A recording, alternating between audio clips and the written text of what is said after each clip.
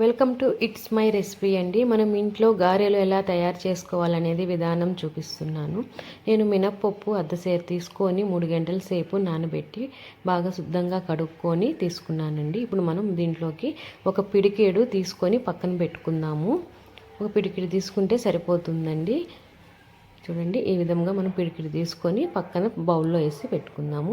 ఇప్పుడు మనము కొరవది వాటర్ అనేది రాకుండా మిక్సీకి వేసుకుందాము. వాటర్ ఎక్కువ పోసుకోకూడదండి, కొంచెం కొంచెమే పోసుకోవాలి. చూడండి, ఈ విధంగా వేసేసుకోవాలి.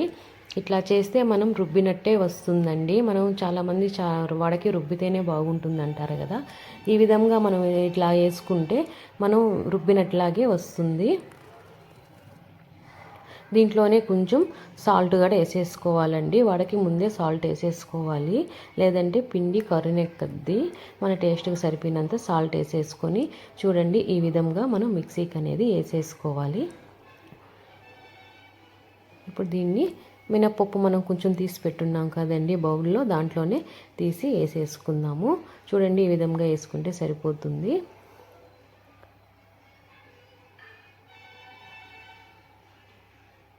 ఇప్పుడు ఇదంతా తీసేసి మనం ఆ మినపప్పులోనే వేసేసుకుందాము.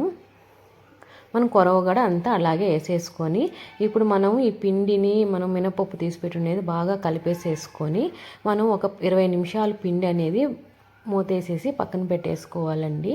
20 నిమిషాలు పక్కన పెట్టేసుకున్నాక మళ్ళీ ఒక 20 నిమిషాలు ఫ్రిడ్జ్లో పెట్టుకొని మళ్ళీ తీసి మనం వడగానే వేసామంటే సూపర్గా వస్తుందండి వడ అనేది.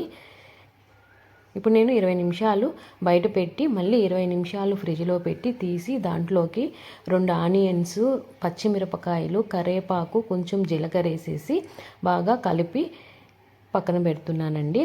అంటే ముందు మనం ఏం వేయకుండానే ఫ్రిడ్జ్లో పెట్టుకోవాలండి. ఆనియన్స్ అవన్నీ వేసేసి ఫ్రిడ్జ్లో పెట్టుకోకూడదు. మనం బయటికి తీసినాక ఆనియన్స్ అనేది వేసుకోవాలి. నేను వేసేసి బాగా కలిపేసేసుకుంటున్నాను. ఇప్పుడు మనం ఆయిల్ పెట్టుకుందాము. ఆయిల్ బాగా హీట్ ఎక్కినాక మనం వడ అనేది వేసేసుకుందాము. చూడండి, మనం కొంచెం వాటర్ అన్నీ చూసుకొని ఈ విధంగా పిండి అనేది ఉండాలి మనకి.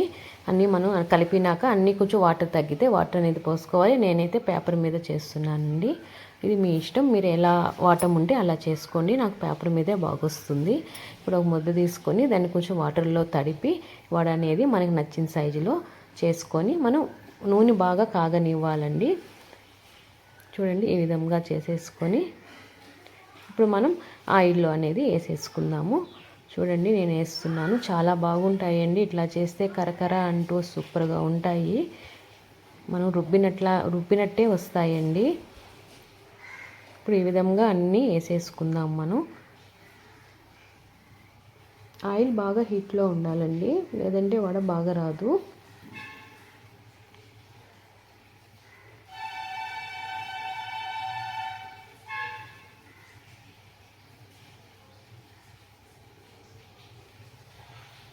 ఇప్పుడు మనం 3 వడలు వేసేసాం కదా, నాకు 3 పట్టినాయండి. నేను 3 వేసేసి కొంచెం మీడియంలో పెట్టుకుంటున్నాను మంట అనేది. ఇప్పుడు మనం ఎక్కువ ఏం పెట్టుకోవలేదండి, హై పెట్టుకోకూడదు. మళ్ళీ మనకి వడ అనేది మాడిపోతుంది. మనం కలిపేసేసుకొని ఇట్లా ఈ విధంగానే అన్నీ కాల్చేసేసుకుంటే చూడండి ఎంత బాగా వచ్చినాయను, చాలా బాగా వచ్చినాయి కదా. దీంట్లోకి టమోటా, పచ్చిమిరపకాయలు పచ్చడండి. దీంట్లో నెయ్యి వేసుకొని తింటే సూపర్గా ఉంటాయి, చాలా బాగుంటాయి. అసలు ఎంత బాగుంటాయంటే అంత టేస్టీగా ఉంటాయి ఇలా తయారు చేస్తేను. చూడండి, మీకు చించి కూడా చూపిస్తున్నాను ఎంత బాగా వచ్చినాయో చూడండి.